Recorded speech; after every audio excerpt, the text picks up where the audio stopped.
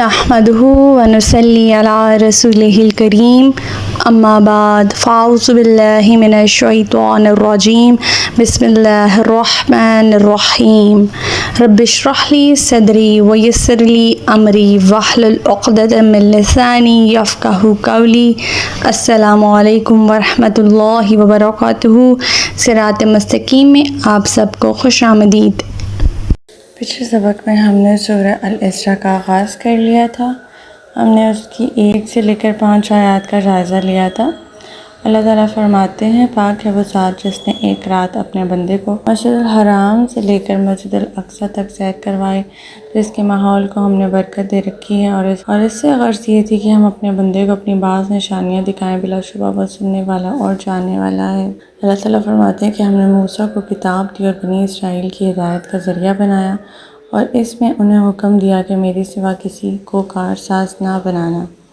یہ بنی اسرائیل ان لوگوں کی اولاد تھے جنہیں ہم نے نوح کے ساتھ کشتی میں سوار کیا تھا۔ بلا شبہ نوح ایک شکر گزار بندے تھے۔ اس کتاب میں ہم نے بنی اسرائیل کو صاف صاف کہہ دیا تھا کہ تم زمین میں دوبارہ فساد عظیم برپا کرو گے اور بڑی سرکشی دکھاؤ گے۔ پھر جب ہمارا وعدہ آ گیا تو اے بنی اسرائیل، ہم نے تمہارے مقابلے میں ایک بڑے جنگجو بندے لا کھڑے کیے جو تمہارے شہروں کے اندر گھس کر دور تک پھیل گئے۔ یہ اللہ کا وعدہ تھا جسے پورا ہونا ہی تھا۔ ہمارا آج کا سبق آیت نمبر 6 سے لے کر آیت نمبر 10 تک ہے، تو آج کا سبق شروع کرتے ہیں۔ بسم اللہ الرحمن الرحیم۔ ثم رددنا لكم الكرة عليهم وأمددناكم بأموال وبنين وجعلناكم أكثر نفیرا۔ پھر ہم نے ان فاتحین پر تمہیں غلبہ کا موقع دیا، مال اور اولاد سے تمہاری مدد کی اور نفری میں بہت زیادہ بڑھا دیا۔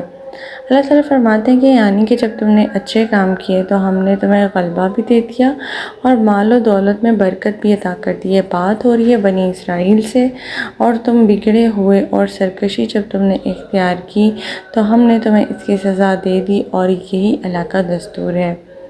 آیت نمبر 7۔ ان احسنتم احسنتم لانفسکم وان اسأتم فلہا فاذا جاء وعد الآخرة لیسوءوا وجوہکم ولیدخلوا المسجد کما دخلوہ اول مرۃ تبروا ما علوا تتبیرا۔ اگر تم نے بھلائی کی تو اپنے ہی لیے بھلائی کی، اور اگر برائی کی اس کا وبال بھی تمہیں پر ہوگا۔ پھر جب دوسرے وعدے کا وقت آ گیا کہ جابر اور فاتحین تمہارا حلیہ بگاڑ دیں گے اور مسجد الاقصیٰ میں ایسے ہی داخل ہوں گے جیسے پہلی بار داخل ہوئے تھے، اور جہاں جہاں غلبہ پائیں اسے تہس نہس کر دیں۔ اس تباہی کے بعد سیدنا عزیر نے دین موسوی کی تجدید کا کام سر انجام دیا، اور آپ نے قوانین شریعت کو نافذ کر کے ان کی اعتقادی اور اخلاقی برائیوں کو دور کرنا شروع کر دیا جو بنی اسرائیل کے اندر غیر قوموں کے اثر سے گھس گئی تھیں۔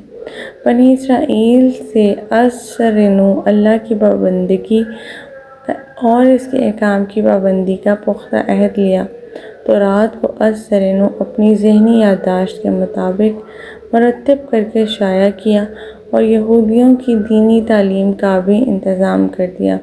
اس طرح 150 سال بعد بیت المقدس پھر سے آباد اور یہودی مذہب اور تہذیب کا پھر سے مرکز بن گیا۔ لیکن بعد میں پھر وہی پہلی قسم کی خرابیاں بنی اسرائیل میں ازسرنو پیدا ہو گئیں، جس میں شرک، بے حیائی، بدکاری عام تھی، اور جب سلطنت پھر سے کئی ٹکڑوں میں بٹ گئی تو ان کے علاقے پر رومیوں کا قبضہ ہو گیا۔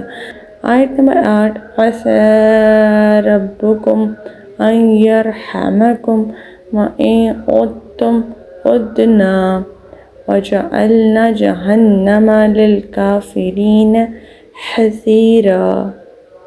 ہو سکتا ہے اب تمہارا پروردگار تم پر رحم فرما دے، لیکن اگر تم نے پھر سے سرکشی کی تو ہم بھی پھر سے سزا دیں گے، اور ایسے کافروں کے لیے ہم نے جہنم کو قید خانہ بنا دیا ہے۔ دو بار کی انتہائی سرکشی اور اس کی سزا کا ذکر کرنے کے بعد یہاں اللہ تعالیٰ دور نبوی کے یہود کو تنبیہ کر رہے ہیں کہ اگر تم نے اس نبی آخر الزماں یعنی نبی پاک صلی اللہ علیہ وسلم سے بغاوت کی روش اختیار کی جو تم نے سابقہ انبیاء کی طرف سے کی تھی، تو پھر تمہیں ایسی ہی سزا ملے گی جیسی کہ تم لوگوں کو پہلے مل چکی ہے۔ لیکن اس تنبیہ کا بھی ان کے اوپر کچھ اثر نہ ہوا اور یہود مدینہ نبی آخر الزماں پر ایمان لانے کے بجائے آپ سے بدعہدیاں، شرارتیں اور فتنہ انگیزیاں ہی کرتے رہے، جس کے نتیجے میں انہیں یہ سزا ملی کہ کچھ قتل کر دیے، کچھ غلام بنا لیے گئے اور کچھ جلا وطن کر دیے گئے، حتیٰ کہ دور فاروقی میں سب یہود وہاں سے نکال کر خطہ عرب کو ان سے خالی کرا لیا گیا۔ آیت نمبر 9 ان ھذا القرآن یہدی للتی ہی اقوام ویبشر المؤمنین الذین یعملون الصالحات ان لہم اجرا کبیرا۔ یہ قرآن تو وہ راستہ دکھاتا ہے جو سب سے سیدھا ہے۔ جو لوگ ایمان لاتے ہیں اور نیک عمل کرتے ہیں انہیں بشارت دیتا ہے اور ان کے لیے بڑا اجر ہے۔ آیات سے پہلے تورات کا ذکر ہو رہا تھا جس پر عمل پیرا نہ ہونے کی وجہ سے بنی اسرائیل بہت بار دینی اور دنیاوی مصائب میں شکار ہو، یہاں تک کہ انہیں پہلے سے ہی متنبہ کر دیا گیا تھا کہ اگر تم اس پر عمل نہیں کرو گے تو تمہارا ایسا انجام ہوگا۔ اس کے بعد اب قرآن مجید کے متعلق دو باتیں ارشاد فرمائی جا رہی ہیں۔ ایک یہ کہ یہ تمام دینی اور دنیاوی معاملات میں سے جو کچھ بھی اچھے سے اچھے دستور اور منزل مقصود کا رستہ جو سب سے سیدھا رستہ ہے، اس کی طرف رہنمائی قرآن ہی کرتا ہے۔